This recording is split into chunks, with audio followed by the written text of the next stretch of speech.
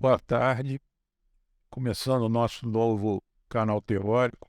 Um prazer enorme de ter aqui na nossa presença o Dr. Carraro, um grande nefrologista, bem mais velho que eu, por isso que eu trouxe ele aqui.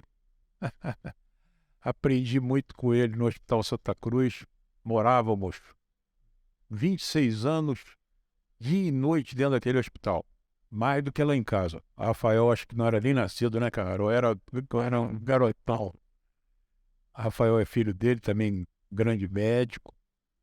A vinda dele aqui hoje foi também favorecida pelo Dr. Zé Moura, que fez um contato com o Dr. Adalto, da Faculdade de Medicina. Então, eu também quero agradecer ao Dr. Moura de ter essa oportunidade do Dr. Carraro vir aqui falar um pouquinho com a gente, uma patologia muito usual que chama-se infecção urinária. Parece uma coisa boba, mas é uma coisa que me assusta. A quantidade de pessoas assintomáticas que não mereciam tomar antibiótico e tomam exaustivamente muitos antibióticos por causa de infecção urinária. Então, eu vejo toda hora, Carraro também vê muito mais do que eu, mas eu, como neurologista, eu vejo isso, e era um passado que eu também temia demais, porque todo mundo dava ciprofloxacina para idoso. Então, ciprofloxacina para idoso é um desastre. O doente faz confusão mental e crises convulsivas. E aí agora os colegas mudaram. Agora é a tal da cefuroxima, o Zinat. Então, você chegou no hospital, infecção EAS, um pouquinho de pior, ele sapeca um Zinat na veia e vai embora com o Zinat. Então, eu acho que infecção urinária é uma coisa muito usual e é uma coisa importante, que tem colegas que ainda usam a má prática e não sabem conduzir os casos de infecção urinária. Por isso que eu pedi ao Dr. Carraro, torna a dizer que Moura foi a ponte, e a gente fica muito agradecido da presença dele e do filho dele, que também é um colega especial, e eu fico muito comovido e agradecido do Dr. Carraro poder vir aqui falar um pouquinho da experiência dele. Muito obrigado em nome da Vipacaf, em nome da coordenação, e acho que vocês vão gostar demais. Um abraço. Bem, boa tarde. Na verdade, o agradecimento quem tem que fazer sou eu, né? Eu costumo dizer que quem corre por gosto não cansa. Eu gosto muito de conversar sobre medicina e faço isso a minha vida toda, né? Desde que eu me formei. Trabalho dentro do Antônio Pedro, eu sou nefrologista e a minha vida é dentro daquele hospital. Trabalhei muito tempo, como o Jefferson comentou, no Hospital Santa Cruz. A gente aprendeu muito, né? Medicina é um espaço onde a gente aprende fazendo, ensina fazendo, e isso a vida toda nossa é assim. Eu agradeço porque é um espaço que eu acho que a gente tem que ocupar. É, eu não vejo a faculdade de medicina como uma academia isolada. Eu acho que se nós estamos lá e estamos formando médicos, mas nós temos que estar fora de lá também. A medicina tá em todo lugar, inclusive o curso de medicina ele está na rede. Então é absolutamente natural que a gente converse sobre os temas importantes em todos os espaços. Então eu fico agradecido pelo convite. O tema infecções do trato urinário, ele me é um tema muito caro, porque infecção urinária é comum. Por ser muito comum, ela é muito banalizada, né? Acaba que não se dá o devido valor. Lá na nefrologia eu brinco, ninguém quer dar aula de infecção urinária. Eu peguei o tema para mim no curso de medicina e nosso módulo de infecções urinárias, ele tem 8 aulas, Não é uma aula de infecção urinária, são 8, e se me der mais espaço, eu vou querer. Mas nefrologista gosta de dar aula, também gosto das vasculites, da injúria renal aguda, da doença renal crônica, das glomerulopatias. Infecção urinária é meio patinho feio. Só que a infecção urinária está em todo lugar. Está nos consultórios, está nas emergências, está nas enfermarias, está nos hospitais, complicando, piorando o prognóstico de pacientes internados por outras causas. Então, eu tenho tido a oportunidade de conversar sobre esse tema em vários locais diferentes. Estava comentando com o Jefferson que no curso de geriatria, na pós-graduação, geriatria e gerontologia, eu fui falar e foi uma experiência legal. Tinham médicos, mas tinha fisioterapeuta, psicólogo, odontólogo, e a gente falou sobre infecção urinária. Eu estava meio preocupado. Como é que é um tema que é médico e acabou que a gente viu que interessava a todo mundo de alguma forma, de algum jeito. Então, hoje eu estou aqui na expectativa de conversar sobre esse tema e eu estava com uma preocupação. Qual vai ser, o que eu vou falar de infecção urinária?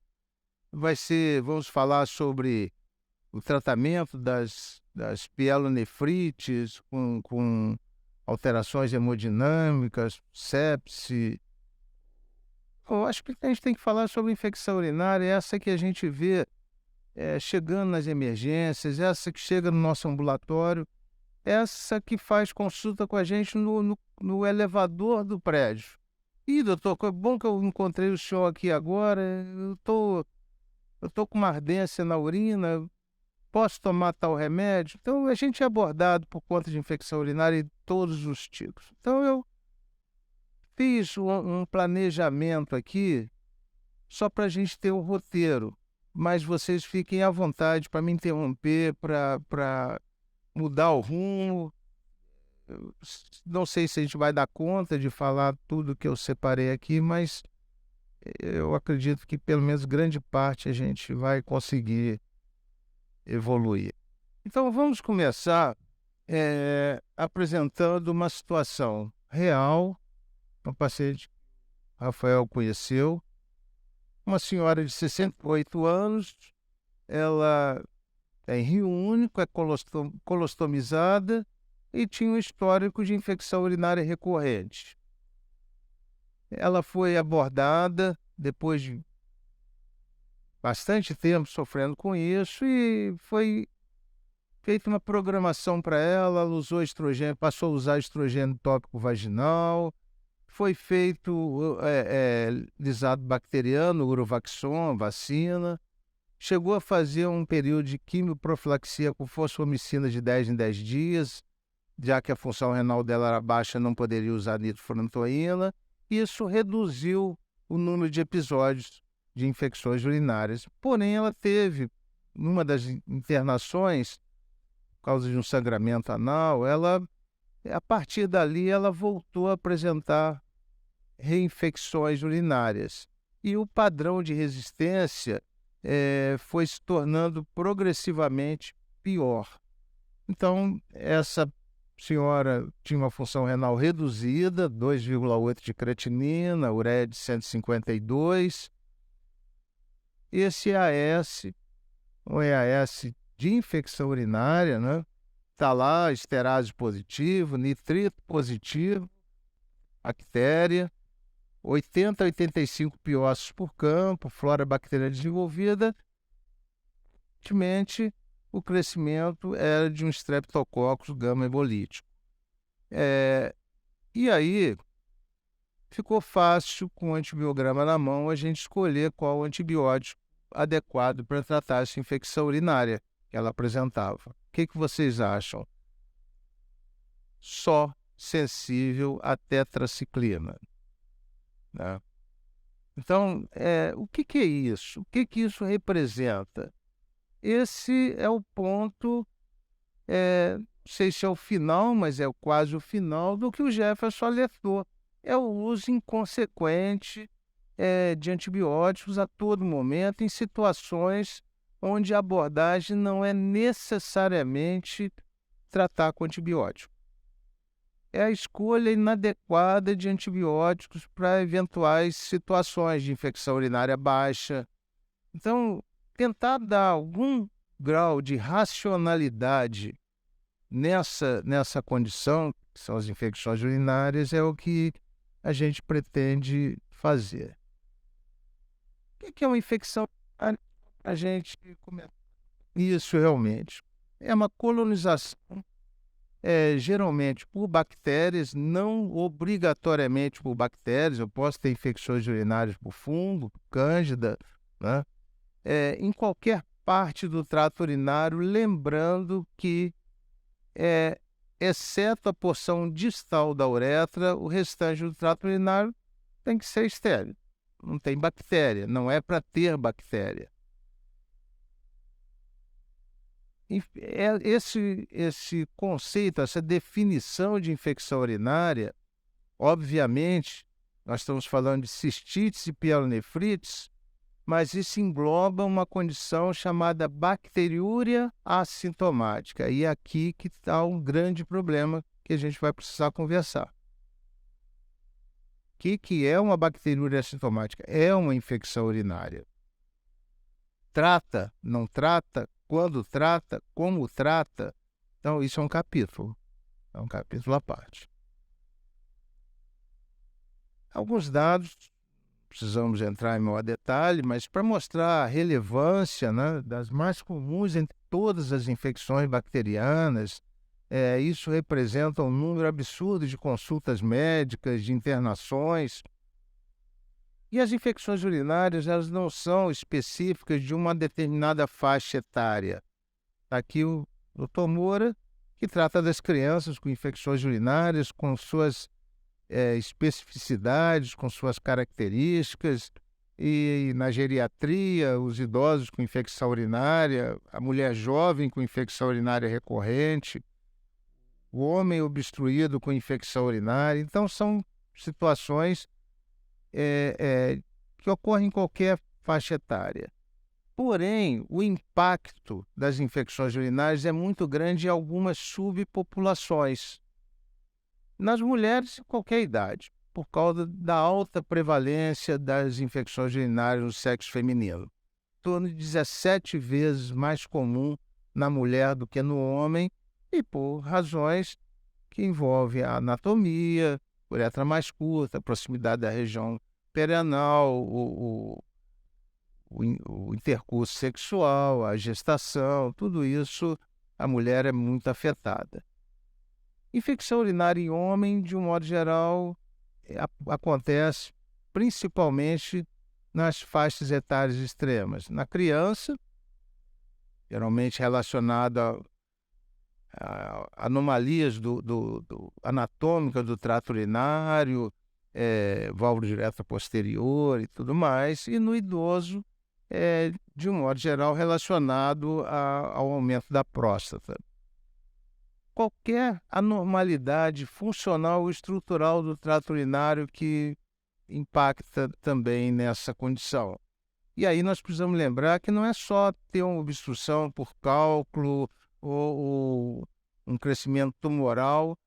Lembrar, por exemplo, bexiga neurogênica, lembrar das alterações do diabetes com neuropatia, que volta e meia você encontra com resíduo urinário significativo, facilitando infecções urinárias. Então, tudo isso tem que ser devidamente avaliado e abordado. Ambulatorialmente, é muito comum infecção urinária em qualquer ambulatório. No ambulatório do endocrinologista, do neurologista, do nefrologista, do clínico, do pediatra.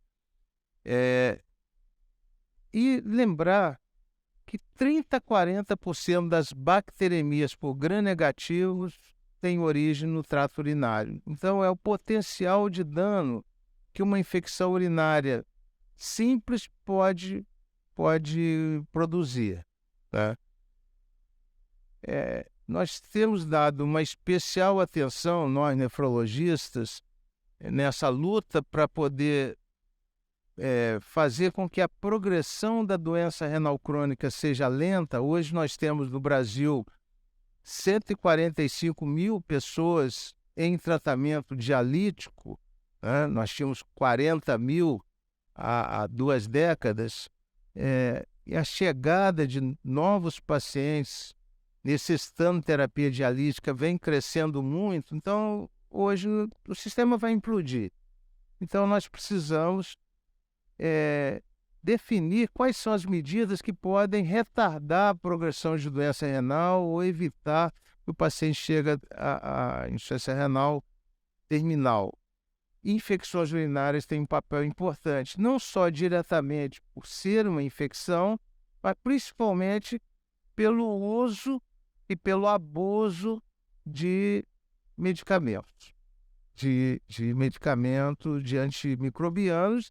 E, pasmem, eu tenho recebido algumas situações onde o paciente é tratado de uma infecção urinária com um antibiótico e um anti-inflamatório agregado, para diminuir a inflamação enquanto o antibiótico não age. Quer dizer, é altamente deletério para o rim, principalmente se já existe algum grau de comprometimento renal.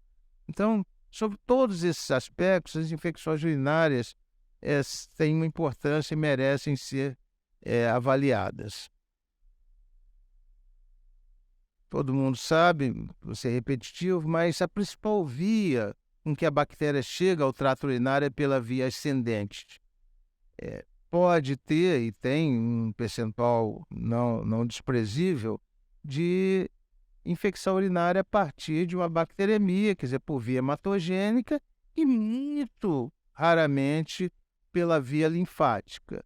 Se essa infecção ela vai se estabelecer, vai prosperar, isso vai depender da virulência do patógeno, mas também da integridade dos mecanismos de defesa do hospedeiro. Então, a gente precisa começar a olhar bastante. Nós temos, durante décadas, tratado as infecções batendo nas bactérias. Será que nós não temos também que melhorar nossos mecanismos de defesa? E daí o interesse da gente estudar melhor essas vacinas, essas situações que podem ajudar nesses mecanismos. Isso aqui é apenas esmiuçando um pouco mais do que eu já falei, não precisamos nos deter aqui. Mecanismos de defesa. Só lembrar que são vários. Existem as propriedades antibacterianas da urina, os mecanismos de antiaderência, especialmente o principal mecanismo de defesa é o fluxo urinário, quer dizer, qualquer estase, qualquer obstrução ao fluxo urinário compromete o principal mecanismo de defesa, células fagocitárias, propriedades antibacterianas da própria mucosa do trato urinário, diversos mecanismos imunológicos e, mais recentemente, uma especial atenção tem sido dada aos peptídeos antimicrobianos. Se nós estamos falando de mecanismo de defesa, tem os mecanismos de agressão. É a virulência, que é a capacidade de um organismo causar doença, né? Na Escherichia coli, muito bem estudada, resulta de várias propriedades, fatores de virulência, né? Nós vamos colocar algumas. A infecção pela Escherichia coli, esse intestinal, o local mais comum é no trato urinário. Vocês sabem disso, é o principal agente etiológico das infecções urinárias. Na Escherichia coli, a questão das fibras, pili, aerobactina e enterobactina, hemolizinas, embora menos do que o proteus, mas também Escherichia coli é produtor de urease, ou seja, desdobra a ureia, alcaliniza a urina, a motilidade, resistência, atividade bactericida, todos são fatores de virulência. Mecanismo de agressão, mecanismo de defesa. Então, nós temos que entender essa equação para poder ver como é que nós vamos conseguir equilibrar essa guerra que a gente está perdendo disparado. Muitas são as classificações. Do ponto de vista didático, poderíamos chamá-las de agudas e crônicas, as infecções urinárias, podemos chamá-las de altas e baixas, né? Se ela acomete parênquima renal, é uma pielonefrite, ou se ela está apenas a nível de reservatório, bexiga, ureter, mas sem acometer parênquima, mas cistites. Recorrentes, que é diferente de crônica, infecções urinárias recorrentes, e aqui é fundamental fazer uma distinção do que são reinfecções, do que são recidivas. A gente tem muitos pacientes, nós temos um ambulatório de infecções urinárias no Antônio Pedro, criado já há algum tempo, e nós temos muitos pacientes com infecções urinárias recorrentes. As abordagens, elas são distintas se essas recorrências são pela mesma bactéria, são bactérias diferentes. Então, isso tudo nos ajuda a estabelecer um protocolo para esses pacientes. As infecções podem ser sintomáticas e assintomáticas, a bacteriúria assintomática, por exemplo, complicadas e não complicadas, e agora nós vamos ter uma observação nova sobre isso mais à frente um pouquinho. E eu queria lembrar que existem infecções urinárias inespecíficas, que são as que a gente vê a todo momento, Escherichia coli, Proteus, Klebsiella, e existem específicas, por exemplo, tuberculose renal. Então, você não faz um diagnóstico de tuberculose renal com uma cultura de urina convencional, você só faz se você suspeita de tuberculose. É uma infecção urinária? É, mas exige um método diagnóstico próprio, tem um tratamento próprio, tem um prognóstico diferente. Então, do ponto de vista de avaliação de qualquer paciente, a gente ter essas classificações em mente ajuda bastante. Recidivas é quando você tem mesmo agente etiológico. O paciente tem uma infecção urinária por Escherichia coli, você trata, daqui a pouco está novamente com Escherichia coli, continua aquela Escherichia coli. Lógico, a gente não tem a facilidade de fazer serotipagem para ver se mudou a coli, essa é a mesma, mas geralmente pelo antibiograma a gente vê o perfil do antibiograma, então é a mesma coli, usou o remédio, pareceu melhorar, mas está ela aqui. Diferente das reinfecções, você consegue erradicar aquela infecção urinária, mas outra bactéria encontra uma facilidade para chegar ao trato urinário. Isso ocorre com muita frequência na mulher pós-menopausa, por conta do hipoestrogenismo, da colonização do introito vaginal por enterobactérias, e nesse caso, trata uma, daqui a pouco outra bactéria aparece, e se você não impedir essa colonização, aí isso é simples de impedir, o uso de promestriene, o creme vaginal, restaurando o ambiente vaginal, recolonizando pelo lactobacillus, você evita essa colonização por enterobactérias e consegue resolver sem precisar ficar repetindo antibióticos. Obrigado, Moé.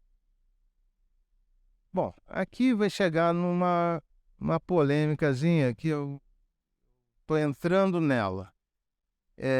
Infecção urinária complicada. Isso, para mim, é crucial a gente distinguir o que é infecção urinária complicada de não complicada. E quando eu fui ler o UpToDate, eu me dei conta de que isso está sendo questionado. Eu sou teimoso, não aceitei o que está no UpToDate. Muita arrogância da minha parte? Talvez, mas eu vou explicar. E tudo complicado é quando você tem anormalidade anatômica, funcional ou metabólica. Isso geralmente faz com que a flora infectante seja mais resistente, diversificada. Por exemplo, o paciente tem um cálculo coraliforme. É uma infecção urinária complicada. Não basta eu dar antibiótico de acordo com o antibiograma corretamente, porque tem lá um cálculo coraliforme albergando proteus que produz urease, que alcaliniza a urina, que reforça cada vez mais aquele cálculo e cada vez mais protege o proteus e não deixa o antibiótico agir. Eu não vou conseguir erradicar essa infecção urinária enquanto ela estiver complicada. Eu tenho que resolver essa situação. Tem um corpo estranho lá, né? A própria gravidez é um exemplo. Uma mulher não grávida com uma infecção urinária, com trato urinário normal, infecção urinária não complicada. Mas se ela engravida, o que acontece? A partir da 8ª, 10ª semana, dilatação ureteral, pielocalicial, diminuição da peristalse ureteral, cria uma estase urinária e a possibilidade de pielonefrite aumenta 3 a 4% para 30% a 50% de chance de ter pielonefrite. É uma situação que complica, muda o prognóstico, muda a história natural da infecção urinária. Isso, para mim, é infecção urinária complicada. Se você não tem alteração anatômica, não tem um paciente não está imunossuprimido, uma infecção urinária não complicada. A flora bacteriana é mais previsível, deve ser coli, pode ser uma Klebsiella, né? É mais previsível, um Staphylococcus saprophyticus. E aí tem esse tópico no up-to-date. Não consideramos automaticamente pacientes com anormalidades urológicas subjacentes, nefrolitise, estenose, stent, desvios urinários, ou condições de imunocomprometimento, ou diabetes mal controlado, como tendo ITU complicada se não tiverem sintomas do trato urinário superior ou manifestação sistêmica. Eu me espantei muito com essa afirmação, está no up-to-date. E é importante. Quem escreve é simplesmente o cara da infecção urinária. Então, eu me senti na obrigação de dizer o que eu penso, como eu vejo, mas dizer o que está lá. Pode ser que daqui a algum tempo eu falo, olha, me curvo, eu concordo, mas eu realmente não concordo. Eu tinha até um slide que eu ia colocar depois, de um paciente que nós tivemos com cálculo coraliforme e que acabou evoluindo para nefrectomia, perdeu aquele rim, não tinha mais parênquima, ficou com um rim só, mas sem cálculo, sem nada, e mudou a história desse paciente. Então, uma infecção urinária nesse paciente agora, sem aquele rim com cálculo coraliforme, é uma infecção urinária não complicada. Fatores moduladores de risco para infecção urinária, fatores comportamentais, e aí envolve atividade sexual, espermicidas, né? Uso recente de antibióticos, fatores genéticos, aumento de aderência à célula epitelial, antígenos não secretores do grupo ABO, fatores biológicos, deficiência de estrogênios na menopausa, fatores estruturais, né, alterações anatômicas. Então, são fatores moduladores de risco. Esse estudo é um estudo famoso, é um estudo europeu, estudo ARESC. Ele teve um braço aqui no Brasil. É um estudo de 2008 e ele tem um capítulo onde avaliou especificamente infecção urinária baixa em mulheres brasileiras. E os resultados que foram encontrados não são diferentes do que sempre se mostrou. Escherichia coli é a bactéria prevalente nessas situações. Então, se eu tiver uma mulher com uma infecção urinária baixa, uma cistite, se eu apostar que é Escherichia coli, tem uma grande chance de acertar. É uma flora mais previsível. Pode ser Staphylococcus saprophyticus, pode ser eventualmente a Klebsiella. Esse é o percentual. Nós fizemos um estudo nosso, bem mais modesto, mas nós fizemos em um hospital público e em 2 laboratórios de rede privada de Niterói, só para ter uma amostragem, mas encontramos os percentuais muito parecidos. Escherichia coli também prevalente e a mesma distribuição. É importante que a gente saiba não só quais as bactérias têm sido mais encontradas, mas também o perfil de sensibilidade. E nós fizemos isso, esse aqui foi esse primeiro estudo, ele é de 2011, um pouquinho depois do estudo ARESC, mas nós fizemos um estudo maior. Nesse aqui, nós avaliamos um número bastante grande de urinoculturas de pacientes ambulatoriais. Não tinha pacientes de hospital.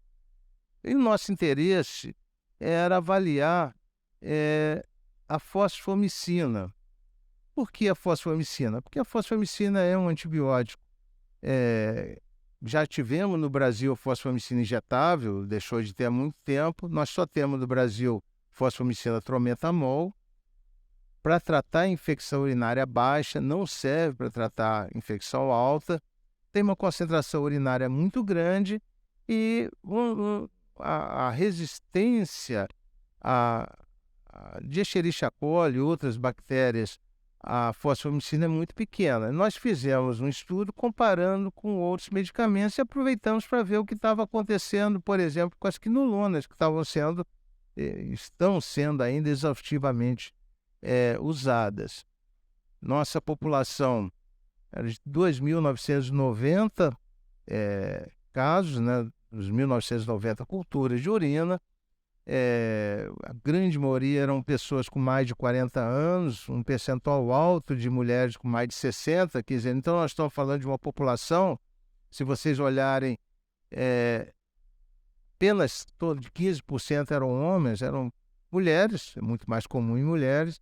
Então nós estamos falando de uma grande população de mulheres pós-menopausa com infecção urinária. Tem que tratar? Quando tratar? E com que tratar? Lembrando que a função renal declina em torno de 10% a cada década após os 40 anos de idade. Então, numa mulher de 60, de 70 anos, é possível, é até provável que você encontre já algum grau de disfunção renal. Se tiver um diabetes, hipertensão, esse grau pode ser maior. E essas pessoas estão usando antibióticos a todo momento, muito frequentemente sem correção de dose. Eu me espanto com a quantidade de prescrições de nitrofurantoína, um remédio fabuloso. Nitrofurantoína é um remédio que começou a ser comercializado em 1952, tem 70 anos de uso, que mantém o mesmo perfil de sensibilidade até hoje. E por que mantém esse perfil de sensibilidade? Porque ele não atua em lugar nenhum, ele só atua na urina. Ele não interfere na flora intestinal. Então, esse medicamento fabuloso, e que além de tudo é baratinho, ele tem um defeito. Ele não pode ser usado se a função renal é baixa, por duas razões. Primeiro, ele não chega na urina, em condição de tratar nada, porque ele depende de filtrar. 90% da expressão da nitrofurantoína é por filtração glomerular. Se ele não chega na urina, na forma ativa, ele não vai tratar nada. E segundo, ele acumula resíduos que são altamente lesivos, podendo dar anemia autoimune, podendo dar hepatite, podendo dar fibrose pulmonar. Então, não pode ser usado abaixo de 50 ml por minuto. E eu vejo isso sendo prescrito a todo momento. Então, nessa nossa casuística, nesse nosso estudo, nós tivemos Escherichia coli presente em 61,6%. Então, nós observamos, e outros estudos atuais têm mostrado a mesma coisa, Escherichia coli está perdendo um pouco o terreno, porque estamos tendo mais infecções urinárias por outras bactérias. Então, nós temos visto Morganella morgani, nós temos visto Klebsiellas multiresistentes. Então, outras bactérias estão ganhando espaço, e aquilo que nós já falamos, Escherichia coli 80%, 70%, 60%, porque outras estão ocupando esses espaços. A gravidez eu já comentei, a gente não vai entrar em maior detalhe, mas lembrar que grávidas, de um modo geral, não tem nada que favoreça o aparecimento de uma infecção urinária. Estar grávida não significa que tem maior risco de infecção urinária significativamente. Estar grávida significa que tem mais risco de, a partir de uma infecção urinária, fazer uma pielonefrite e todas as complicações, por conta das alterações anatômicas, fisiológicas que acontecem na gestação. Dilatação pielo-ureteral, favorecendo estase urinária. Então, isso se mantém até 2 meses depois da interrupção da gravidez. Ou seja, a grávida está exposta a um risco maior de pielonefrite. Por isso que uma bacteriúria assintomática numa grávida tem que tratar. Nesse caso, tem que tratar. Isso é inquestionável no mundo inteiro. Eu vou observar porque ela não está sentindo nada. Não existe. Na grávida, bacteriúria assintomática é uma das poucas situações onde bacteriúria assintomática tem que ser tratada.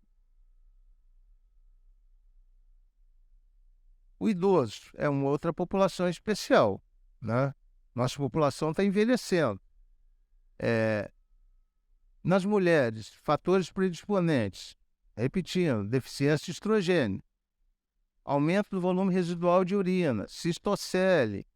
No homem, hipertrofia prostática, a atividade bactericida da secreção prostática, muito dependente do zinco, fica bastante reduzida no idoso.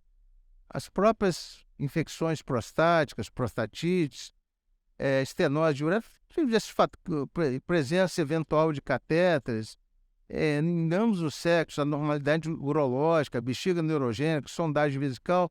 E lembrar que o idoso perde bastante da sensação de sede. Então, e muito frequentemente, tem incapacidade de concentração urinária decorrente da idade. Então, ele pode ter uma incapacidade de concentração, ter um volume urinário aumentado porque não concentra, não repõe adequadamente, e isso pode favorecer infecção urinária. O fluxo urinário fica melhor. Lembrem, o principal mecanismo de defesa contra as infecções urinárias é um bom fluxo urinário. Se você obstrui, se isso diminui, pode facilitar o crescimento bacteriano e, a partir dali, desenvolvimento de uma infecção. Dificuldades nos idosos. Distinguir uma cistite aguda de uma bacteriúria assintomática, né? Se você pegar uma senhorinha de 70 anos ou mais, muitas vezes usando fralda geriátrica, não tem controle, tem incontinência urinária, como é que você tem uma clínica clássica, você vai querer que seja igual aquela jovem de 20 anos que chega para você falando: doutor, eu estou desde ontem com ardência para urinar, estou urinando toda hora, aos pouquinhos. Então, um quadro bem... Tem disúria, tem polastiúria. Aqui esse quadro é meio nebuloso. E aí o médico fala: não, tudo bem, eu vou esclarecer isso, vou fazer uma cultura de urina. Vai crescer uma bactéria. Essa bactéria é a causa daqueles sintomas? É uma infecção urinária clínica? Esse é uma dificuldade, especialmente nos pacientes com prejuízo cognitivo. Nesse caso, nós temos usado um recurso muito interessante. Lá no ambulatório, nós fazemos teste na urina. Eu não tenho como fazer, a gente até faz lá no centro de diálise, mas lá no ambulatório, durante o atendimento, eu não tenho como fazer um sedimento urinário. Mas eu tenho como pedir o paciente para colher a urina. Eu pego uma fita, uma tira reativa e olho ali. Deu leucócito esterase positivo, deu nitrito positivo. Então, eu posso interpretar a minha história, meu exame físico, com mais esse dado que eu gasto 5 minutos para fazer isso. A leucócito esterase significa que tem um processo inflamatório. Uma bacteriúria assintomática, de um modo geral, não tem resposta inflamatória. Pode dar até o nitrito positivo porque tem a bactéria. É uma infecção urinária. mas não tem resposta inflamatória e o paciente não tem sintoma. Não obrigatoriamente eu tenho que tratar essa condição. Então, um simples teste da fita pode me ajudar a definir essa conduta e poupar, que é o importante, o uso excessivo de antibióticos. Alguns dados em relação aos idosos, é muito comum a bacteriúria no idoso, nas mulheres, 20%, eu acho que até mais do que isso, acho que até mais do que 20%, mas também nos homens. Escherichia coli é a bactéria mais comum das mulheres e nos homens é impressionante como é que a gente tem observado gram positivo, né? Isso é um achado que não é novo. Bacteriúria assintomática muitas vezes é tratada, justificada nesses pacientes sem indicação, porque isso acelera a progressão de doença renal. Não tem essa relação, a menos que haja obstrução. Existem experimentos clássicos com cães onde se injetava Escherichia coli patogênica na pelve renal dos cães, uma vez, 2 vezes, 3 vezes, isso não levava a dano parenquimatoso renal. Dava um quadro agudo, tratava e não deixava sequela. Quando se fazia obstrução ureteral, causava uma estase, aí em pouco tempo o rim murchava, levava a atrofia renal. Então, a bacteriúria assintomática num trato urinário normal tem um prognóstico bom. Nessas situações, estou excluindo situações específicas como a gravidez. Se a infecção urinária é sintomática, ela tem que ser tratada. Sempre. É sintomática? Tem que tratar. Qual a intensidade do tratamento? Aí a gente vai discutir, mas tem que tratar. Na ausência de sintomas ou obstrução do trato urinário, não obrigatoriamente tem que tratar. Já falamos sobre isso, as bactérias com maior frequência. E essa aula, essa conversa, vou deixar esse material para vocês não se preocuparem. Um grande aliado de todos nós é o exame simples de urina. Lógico, o padrão é a cultura. Eu quero sempre a cultura. Eu não abro mão de cultura de urina. Colhe a urina. Eu faço uma coisa que vai contra as orientações. Colhe a primeira da manhã, tal. Ótimo. Se puder colher a primeira da manhã, beleza.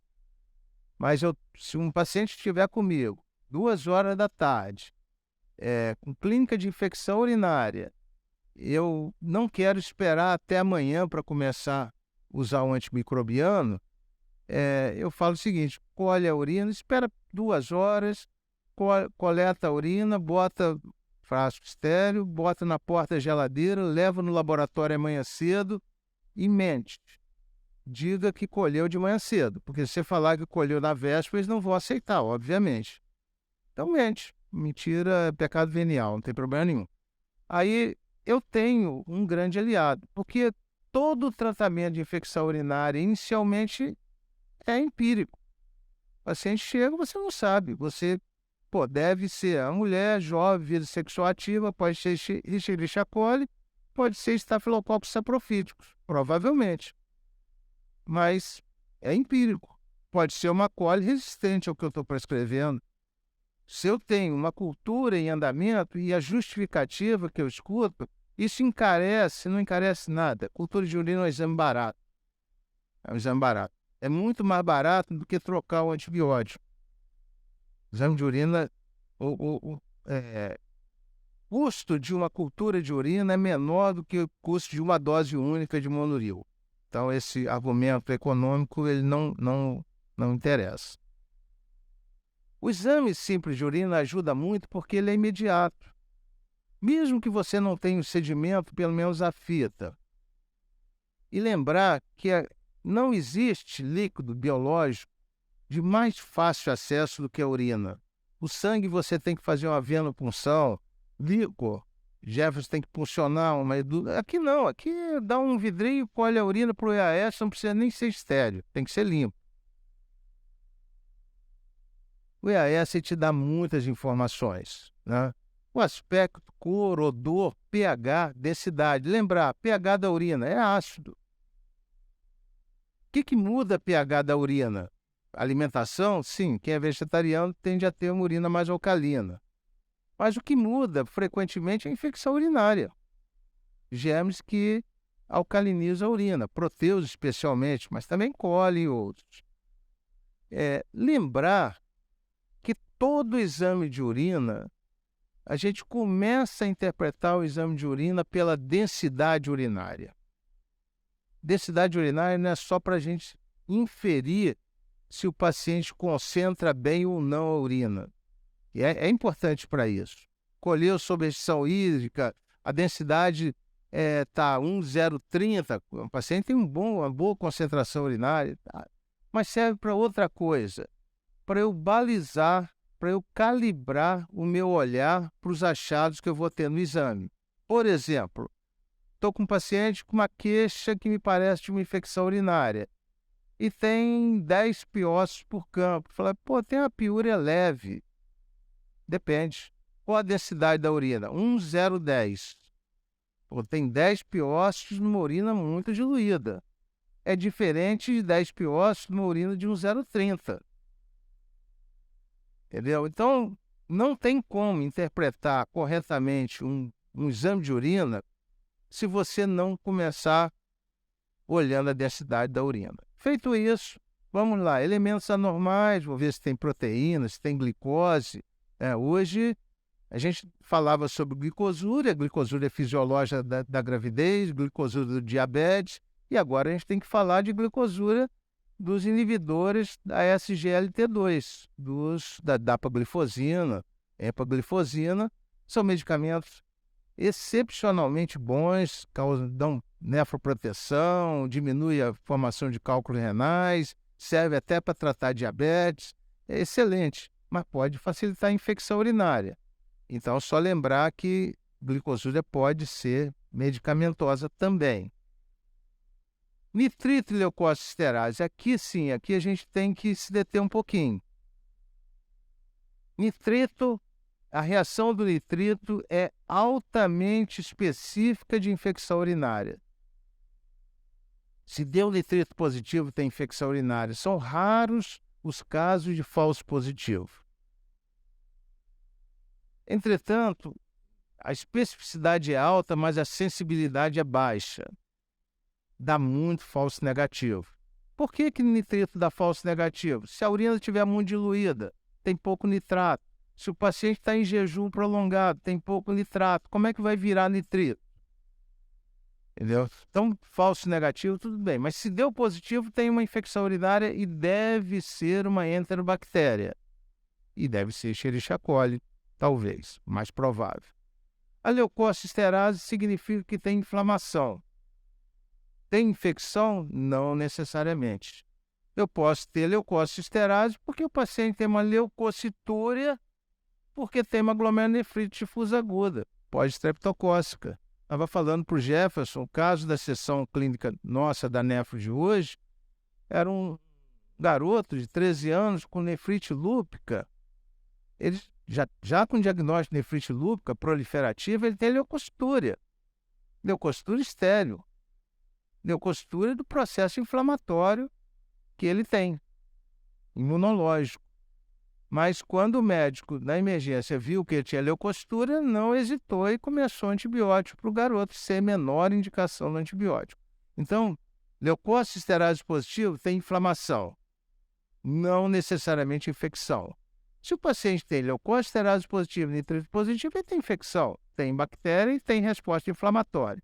E a leucócito-esterase pode ser o divisor de águas para eu decidir se eu vou tratar ou não um caso que estou na dúvida se eu vou tratar. Não, leucócito-esterase deu positivo, tem resposta inflamatória, essa senhora aí eu vou começar o antibiótico para ela. No sedimento urinário, vou ver se tem hemácias, vou ver o número de leucócitos, se tem cilindro. Se tiver cilindro leucocitário, a infecção é alta, é pielonefrite. Diferentes tipos de cristais, etc. Isso aqui eu já comentei, da leucócito-esterase, né? ela é encontrada no grânulo dos neutrófilos. Então, significa, se tem leucoesterase positiva, eu vou encontrar leucocitúria no sedimento, né?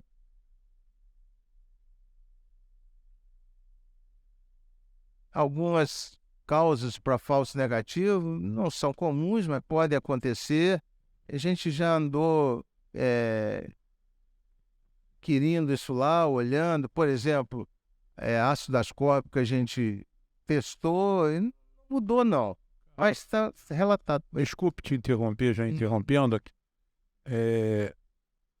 Essa leucocitoesterase, você pede no exame ou ele já vem no exame? Porque eu não vejo isso assim na prática médica, esse segmento aqui usual, não. Eu, pelo menos, não conheço. Em qualquer exame de urina vem já, claro. Sim. A leucócito é esterase. A leucoesterase é a esterase que aparece no exame de urina. Quando você pede o EAS, cadê?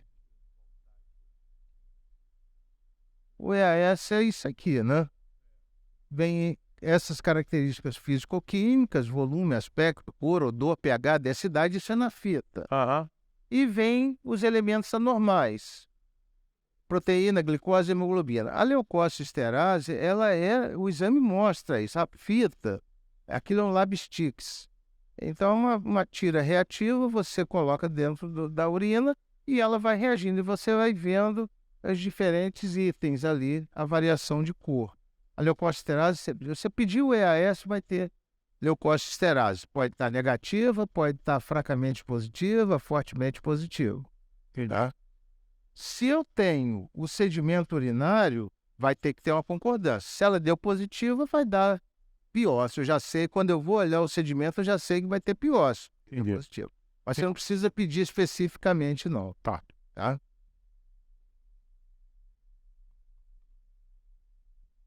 Nitrito, também já conversamos, né? A especificidade é alta, mas a sensibilidade é baixa. Falsos negativos são comuns e falso positivo é raro. Mas são condições que coram a urina, geralmente medicamentos. O maior desserviço para a gente que quer tratar infecção urinária é o paciente, você quer rapidamente ter um exame, tal, colher. Doutor, eu já estou tomando Cepurim, eu estou tomando Mictazol, pronto. A urina está estou tomando Piridium, pronto. A urina está colorida, vai atrapalhar o exame da fita, porque é variação cromática, a cor já está mudada. Então, até beterraba pode corar um pouco a urina e tornar o nitrito positivo. É raro, mas pode acontecer. De um modo geral, exceto o Pirídio, que é um bom medicamento, mas tem que tomar cuidado se você vai colher a urina para exame, porque isso pode atrapalhar. A questão de contaminação, essa é uma... Desculpe. Oi? Indicação do Piridium. Pois é, o Piridium, eu já fui um prescritor maior. Hoje, raramente eu prescrevo. Era aquela condição onde eu não queria começar o antibiótico, e aí eu colhia a urina e fazia logo após o medicamento para poder aliviar sintomas, porque as mulheres sabem disso. Uma infecção urinária é um desconforto muito grande, tá? Então, eu alivio os sintomas enquanto eu espero o resultado de uma cultura e tal. Hoje, a gente tem essas informações com uma rapidez maior, né? Por exemplo, se eu ligo lá para o Pedro Morales e ele me fala, Carraro, não tem exame, não tem resultado da cultura, mas está crescendo um bastonete gram-negativo. Pô, então eu estou na pista. Bastonete gram-negativo é uma Escherichia coli, eu já estou... Então, normalmente, eu começo o tratamento empírico. Então, cada vez se usa menos. Desses, o único que eu ainda preservo é o pirídio, a fenazopiridina. Mictazol, esses outros, não, porque eles são antissépticos urinários também. Então, nesse caso, ele interfere na cultura. Então, se o paciente já vem usando, não vai inibir, mas pode diminuir o crescimento, tal, eu prefiro não usar. A fenazloperidina ainda guarda uma certa condição para prescrição, muito menos do que a gente prescrevia antigamente. Pequeno número de unidades formadoras de colônia. Então, aquela coisa clássica, você colher urina em condições adequadas, mais de 100 mil é infecção, menos de 10 mil é contaminação, devagar. Menos de 10 mil, 10 mil unidades. Se for Staphylococcus saprophyticus, é significativo. Corte para Escherichia coli, Klebsiella é 100 mil. O corte para Staphylococcus saprophyticus é 10 mil. É 10 a quarta. Né? Presença de vários micro-organismos, obviamente. Você tem 2, 3 micro-organismos. Outro dia, o laboratório não fez antibiograma numa paciente que tinha infecção urinária clínica, documentada, e tinha crescimento de 2 bactérias. Não é incomum isso. 2 bactérias patogênicas. Tinha Klebsiella e tinha uma Escherichia coli. Nesse caso, tem que dar o resultado e oferecer um antibiograma, porque são 2 bactérias. É diferente se eu tenho um Staphylococcus epidermidis e tenho um Lactobacillus, uma Gardnerella, são contaminantes habituais. Um dado extremamente importante, muito pouco mencionado quando você vai analisar uma cultura, eu nunca peço uma cultura de urina sem o EAS junto. Eu posso ter um EAS de hoje de manhã, vou colher uma urina para cultura agora de tarde, eu quero EAS cultura. Eu quero EAS daquela amostra que foi para cultura, porque isso me permite saber a qualidade da urina que está indo para o cultivo. Né? Se por exemplo, se eu tiver muitas células epiteliais, e essas células epiteliais não são do trato urinário, são do trato genital. Então, geralmente, é a urina contaminada. Paciente com corrimento vaginal. Então, a presença de muitas células epiteliais sugere contaminação na coleta da urina. E aí vem crescimento de 2, 3 micro-organismos, crescimento polimicrobiano, e foi uma contaminação da urina. Na hora de tratar, a gente vai escolher um antimicrobiano ideal e tem uma lista de qualidades que ele deve ter. Ele deve ser capaz de eliminar o micro-organismo, de preferência ter um espectro amplo. Estou tratando uma infecção de forma empírica, né? Tem que ter um índice terapêutico elevado. Por exemplo, nós usamos em determinadas situações, um antibiótico fabuloso, os aminoglicosídeos, eles têm um baixo índice terapêutico. O que significa isso? Que se eu usar um pouquinho abaixo, ele não é efetivo da dose. Se eu usar um pouquinho acima, ele é nefrotóxico ou ototóxico. Ter um elevado índice terapêutico significa que eu tenho uma margem de segurança maior. Se eu errar para menos, ele vai ser efetivo. Se eu errar para mais, ele não vai ser tóxico. Nem todo medicamento tem esse índice assim. Medicamentos que sejam capazes de atuar mesmo na presença de exudato, de pus, que não inativem o medicamento, senão ele é muito bom in vitro, mas na hora que ele está em vivo ele não vai atuar. Mecanismo que não comprometa a imunidade do paciente. Eu tento agredir a bactéria e estou agredindo o paciente imunologicamente também. Tem medicamentos que têm uma capacidade de produzir reações alérgicas muito grande. A gente sabe que sulfas, amoxicilinas, cefalosporinas, nem por isso deixam de ser usadas, mas a gente tem que saber que isso é possível. Não favorecer o desenvolvimento de resistência bacteriana. Qual o protótipo do medicamento chegou, saudado, a última novidade, eu me lembro quando surgiu, quinolona. Temos um novo medicamento na praça, né? Ciprofloxacina, perfloxacina, levofloxacina, norfloxacina, um espetáculo. Nenhum grupo de medicamentos tem uma capacidade de induzir resistência para o segundo uso tão grande.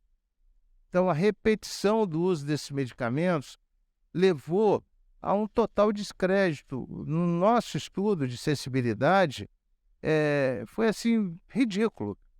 em torno de 50% das culturas de urina na comunidade, a bactéria era resistente à quinolona. Então, tratar empiricamente com quinolona significa você errar 1 em 2, errar 50%. Tá? Então, quando é que eu vou usar a quinolona? O paciente nunca usou, há muito tempo não usa, ou eu tenho um antibiograma e é a droga preferencial. Usar empiricamente, se tem história de uso recente, não é recomendável. É da nossa época, Jefferson, um medicamento, o ácido nalidíxico, lembra dele? Era o Entomilon, você lembra, né, amor? O ácido nalidíxico era ótimo para tratar infecção urinária, chato, porque era de 6 horas e tal, mas era muito bom. O problema é que criava resistência muito rapidamente. O que são as quinolonas? Qual o precursor das quinolonas? É o ácido nalidíxico. As quinolonas foram desenvolvidas a partir do ácido nalidíxico. Elas herdaram essa capacidade de induzir resistência rapidamente. Eu não sei se você sabe, em meados de 50, 60, Dr. Batley, no Instituto de Neurologia em Nova York, observou que ele era a causa de pseudotumor cerebral, o ácido nalidíxico. Foi muito usado isso. Então, todas as mulheres que usavam ácido nalidíxico tinham que fazer uma tomografia para saber se os ventrículos tinham diminuído, porque era uma causa frequente de pseudotumor cerebral, hipertensão intracraniana benigna. Era isso. Além de causar resistência, ainda faz isso tudo aí. Maravilha. Mas isso não existe mais. Mas era muito prescrito. A gente tinha poucas opções também, né? A questão das vias de administração, né? Você tem uma droga que tem... Você está tratando o paciente com aminoglicosídeo, porque é uma pielonefrite, mas agora já está bem. Eu quero dar alta para o paciente com medicamento oral. Não posso dar aminoglicosídeo por via oral. Então, aí eu vou ter que olhar no antibiograma, ver outra droga para fazer a migração. Se é um medicamento que tem diferentes vias para administrar, é mais fácil. E a questão do preço para SUS, essa é uma necessidade.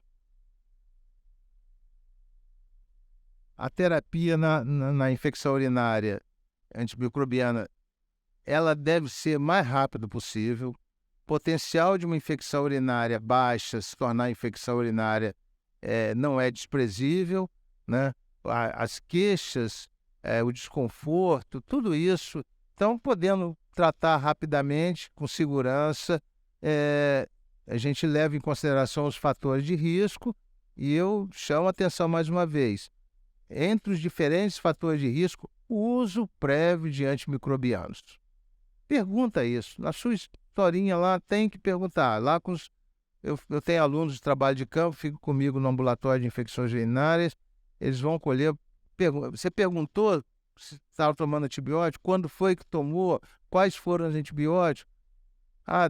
É muito comum. Usou Entomilon, usou Cipro. Então, olha, já queimamos essa possibilidade. Não vamos usar essa alternativa. Por falar genericamente de tratamentos, não acaba hoje, eu posso fazer... Aí tem vários esquemas de tratamento, de curta duração. Posso tratar uma infecção urinária baixa com dose única de fosfomicina trometamol, né? Posso fazer tratamento de 3 dias. Eu não faço mais tratamento de 3 dias. O mínimo que eu uso, mesmo na cistite, é de 5 dias.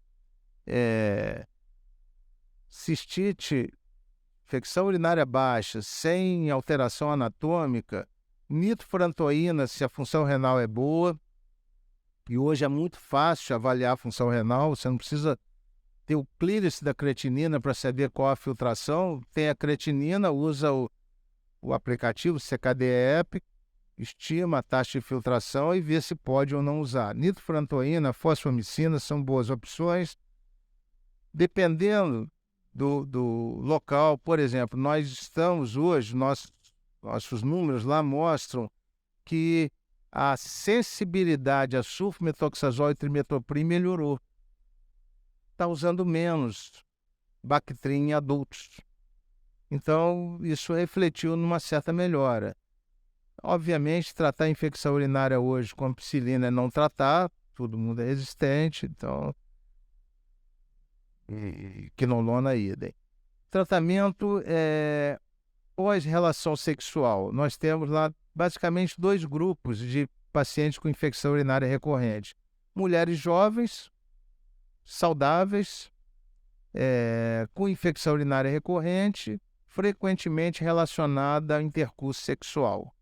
Quando a gente nitidamente tem essa correlação, nós temos usado nitrofurantoína, macrodantina, em dose única toda vez que tem relação.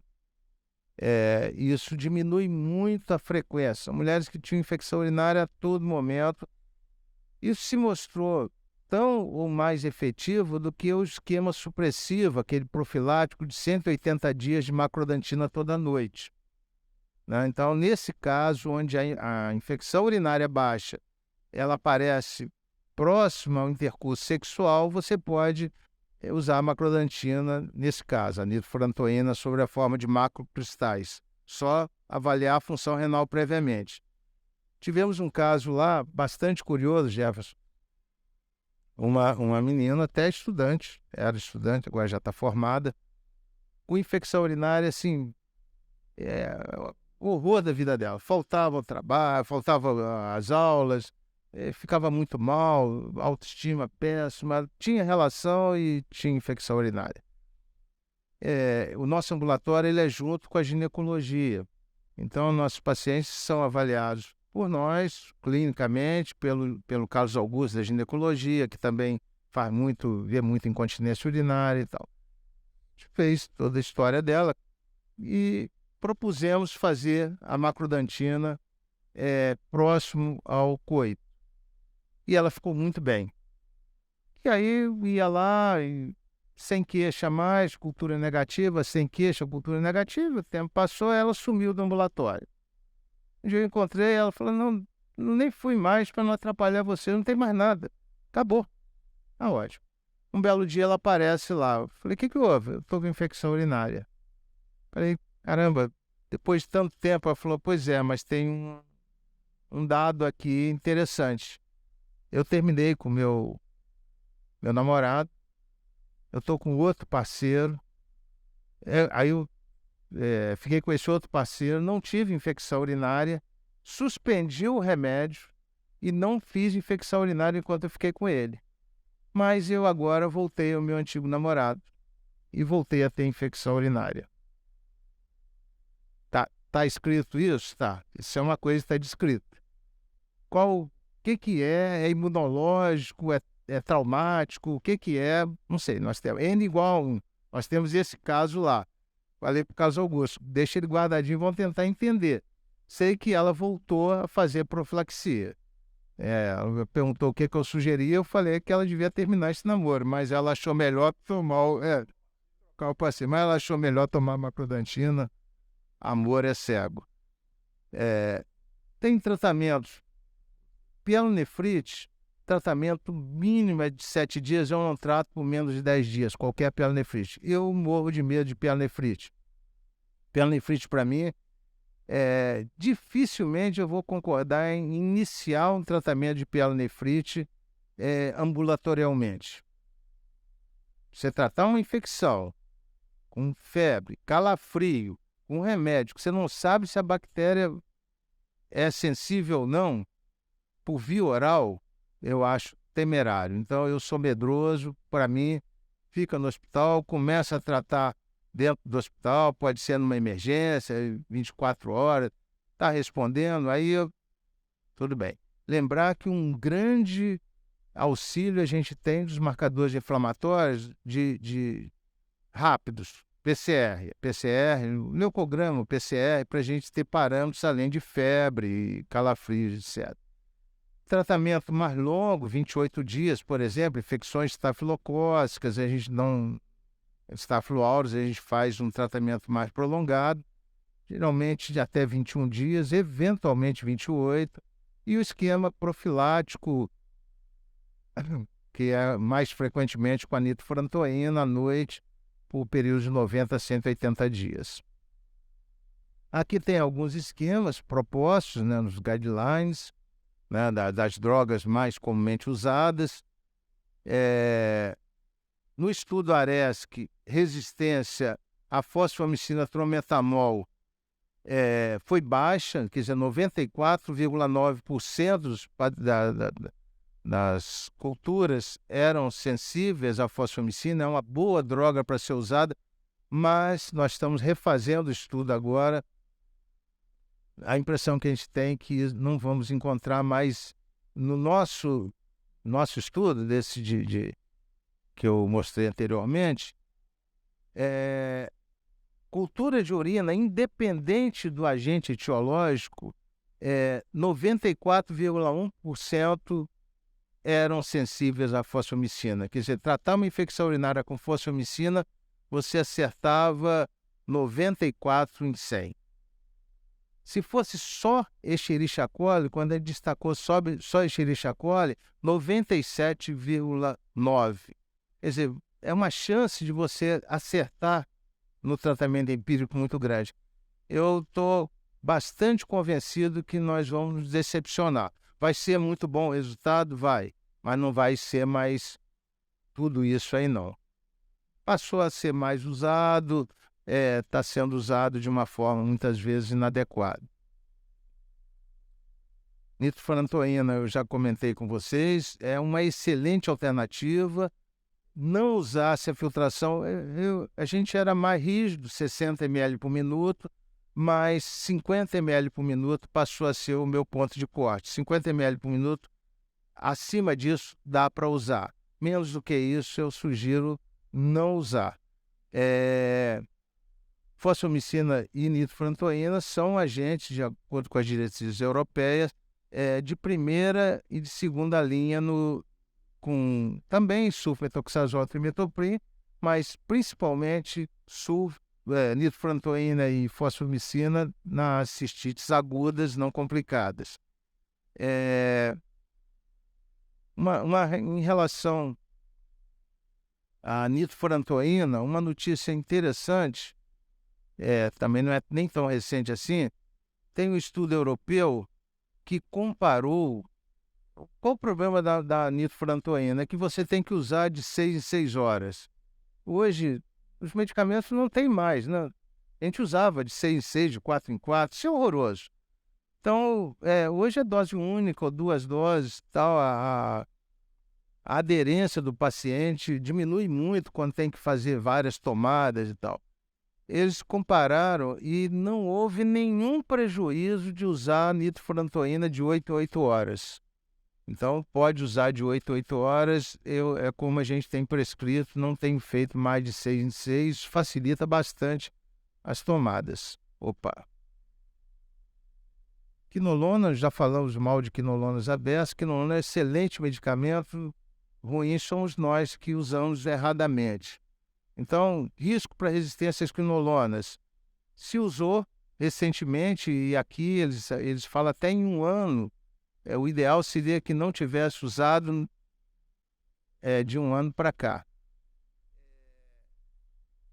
Risco, cateterização, risco em idosos. Em idosos, está aí a questão, você já falou, crise compulsiva e tudo mais. E alterações gênicas. Então, tem algumas situações, ruptura de tendão, então algumas situações onde quinolonas devem ser preservados. Carrara, eu vejo muito urologista ainda usando quinolona para prostatite, né? Não sei se você observa isso, né? Pô, outro dia eu fiquei com medo, mas o cara usou 30 dias de quinolona para uma prostatite de um colega. E o cara tomou 30 dias. Hein? A vantagem da prostatite que geralmente é do paciente mais novo, né? Mas esse não é não. É complicado. O problema é quais são as opções que eles têm que tem boa concentração na próstata. Isso limita um pouco as opções, né? Então, é igual tratar a infecção urinária na grávida. Na grávida, as grávidas que têm infecção urinária, elas vieram previamente bacteriúricas, né? Então, os estudos mostram isso. Elas não adquirem a infecção urinária durante a gravidez, elas eram previamente bacteriúricas, porque em torno de 5 a 7% das mulheres jovens têm bacteriúria. Alguns dão de 3 a 7%. Tem bacteriúria na idade fértil. Engravida, aí vai fazer o exame e está com a bacteriúria, que já tinha previamente. Mas agora muda a coisa, agora tem que intervir, né? Então, e se tem... quando a paciente fala para mim que, olha, cara, eu quero engravidar, eu estou acompanhando porque tinha infecção urinária recorrente. Falei, tá bom, vamos monitorar, se a gente tiver 2, 3 culturas negativas, eu te libero para engravidar. Porque depois que engravida, eu tenho mais dificuldades para tratar. Isso limita minhas opções de antimicrobianos. Está aí o Moura, que sabe exatamente isso. Pielonefrites, nós já comentamos, não vou entrar em detalhes, as drogas. Cefalosporina surgiu como cefuroxima do Jefferson aqui como uma ótima opção, e era uma ótima opção. Agora eu pego o antibiograma, ela, assim, toda hora, cefuroxima, intermediário, sensibilidade intermediária ou resistente, às vezes sensível a um monte de outras coisas, né? Muito usado. Estamos queimando agora, já queimamos a ampicilina, já queimamos o sulfametoxazol, trimethoprim, quinolones, e agora estamos queimando a cefuroxima. Hein? A questão do tratamento de infecção urinária, a gente considerar que você tem um teste in vitro para te balizar. Mas, por exemplo, eu já tratei muitas infecções urinárias que tinham uma sensibilidade intermediária para sulfametoxazol e trimethoprim, infecção urinária baixa, e resolveu muito bem, porque a concentração que a gente consegue na urina é muito maior do que a concentração que é testada na placa. A fosfomicina, a concentração que você atinge na urina é 320 vezes a concentração necessária. Olha que absurdo. É muita droga chegando na urina, a bactéria não resiste. Então, essa questão é para te orientar, mas a gente muitas vezes larga isso e vai, lógico, se eu tiver um MIC muito bom, eu vou dar preferência à droga. São vários critérios para você escolher. Aqui, uma coisa que mudou muito a história lá no nosso ambulatório, com a ginecologia, é isso. É usar o estrogênio tópico vaginal nas mulheres pós-menopausa. Diminui muito, muito a recorrência, né? Por conta da recolonização pelo lactobacillus. Então, esse estudo ele é antigo, ele é de 1993 no New England, onde randomicamente os pacientes com infecção urinária pós-menopausa foram distribuídos em 2 grupos. Um grupo recebeu estrogênio tópico e um grupo recebeu placebo. Infecções urinárias por paciente ano, no grupo estrogênio caiu para 0,5 paciente ano. 5,9 no grupo placebo, não mudou. Recolonizou por lactobacillus em 61, 2/3 dos casos recolonizaram por lactobacillus. O pH vaginal voltou ao normal, pH ácido 3,8, quem usou estrogênio, e a colonização por enterobactéria diminuiu significativamente. Grande problema do estrogênio vaginal que nós tínhamos nessa época, que era o estrogênio, era o estrogênio mesmo. Depois não veio o estrogênio sintético. Quando a gente usava o estrogênio, o hormônio direto, o que acontecia era a absorção. Então, era frequente queixa de mastalgia, tinha limitações de uso de neoplasia, em caso de neoplasia. O promestriene, ele é um estrogênio sintético não absorvível. Então, ele tem ação só local, então as restrições ao uso não são mais as mesmas. Então, a gente tem usado lá, isso diminuiu muito, os números são bem claros para a gente. A gente prescreve, aí eu aprendi com a ginecologia, eles prescrevem a aplicação noturna por 14 dias, 14 noites, e depois 2 vezes por semana, ad eterno, usar sempre. Além do tratamento antimicrobiano, reforçar a questão da hidratação, do esvaziamento vesical frequente, não deixar bexiga cheia, a multiplicação bacteriana em progressão geométrica. Se você esvazia a bexiga e consegue manter uma boa diluição urinária, você evita essa superpopulação bacteriana. Antissépticos urinários eu não uso, não recomendo, são situações excepcionais, a urologia usa mais. Mesma coisa, acidificantes urinários. A gente escuta muito que vitamina C para acidificar a urina. Nós fizemos um estudo randomizado, controlamos o pH urinário pós uma mega dose de vitamina C à noite e colhemos urina da manhã. E não houve variação significativa do pH urinário de quem usou e de quem não usou vitamina C. Então, usar como acidificante urinário, eu não acredito. E tem um problema. A vitamina C aumenta a oxalúria. Então, se o paciente tiver que o estágio de oxalato, ou se tiver uma hiperoxalúria ou limítrofe, isso pode favorecer a formação de cálculo renal. Então, eu não vejo benefício por conta de infecção urinária e vejo potencial risco. O uso de analgésicos urinários é o perídio, eventualmente a gente vai usar. Cranberry é uma medida muito discutível. Tem estudos que mostram coisas maravilhosas, estudos que não mostram benefício nenhum. Eu hoje acredito firmemente que ele tem um espaço onde é útil, infecção urinária. Como os estudos mostram que ele diminui a aderência bacteriana ao uroepitélio, isso, especialmente Escherichia coli, por causa das fibras, tende a aderir ao uroepitélio. O cranberry pode diminuir o risco de pielonefrite naquelas pacientes que têm facilidade de fazer uma pielonefrite a partir de uma infecção urinária baixa, né? Então, quando a gente identifica essas pacientes, aí eu sugiro que use o cranberry regularmente.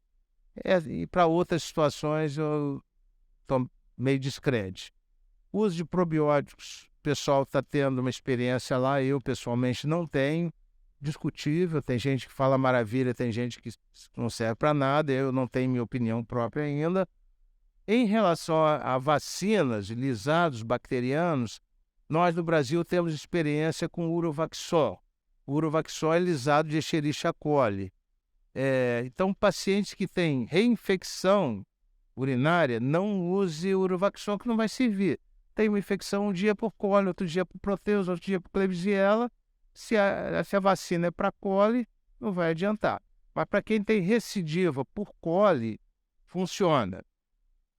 É uma vacina oral, uma cápsula toda manhã, durante 90 dias, e depois mais 10 dias sim, 10 não, fazendo mais uma caixa. Então, 4 caixas, 120 comprimidos. Isso diminuiu a recorrência nos casos de recidiva por Escherichia coli. Tá? É isso. Posição. Ok. Agradecer muito a presença aqui do Dr. Carraro, Dr. Rafael.